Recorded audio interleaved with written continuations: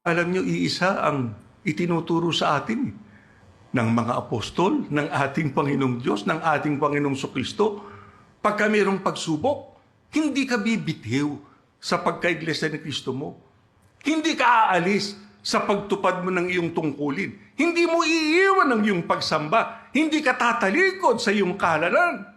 Ang sabi, kinakailangan tayong ano raw? Magalak. Kaya ang kinakailangan sa atin, huwag tayong manghihina sa pananampalataya pagka tayo dumadaan sa pagsubok. Sapagkat tandaan ninyo, hindi lang ang ating Panginoong Diyos ang nakahandang tumulong sa atin. Sino rin ang tutulong sa atin? Ang ating Panginoong Sokristo. Isa lang sa kanila ang tumulong sa atin. Supisyente na. Ito, dalawa silang nakahandang tumulong sa atin. Ano dahilan at hindi tayo makalalampas sa mga pagsubok?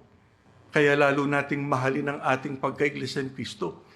Hindi sayang na ito ay ating panghawakang mabuti sapagkat nakatitiyak tayo pagka tayo nakalampas sa mga pagsubok na ito. Hindi lamang yung pangako dito ang ating mararanasang tatanggapin sa ating Panginoong Diyos at maging sa ating Panginoong Sokristo, kundi lalo na yung kaligtasan pagdating ng araw ng paghukom. Kaya mahalin natin ang ating ginagawang mga paglilingkod sa ating Panginoong Diyos. Pagtalagahan natin ang mga pagsamba natin sa Kanya.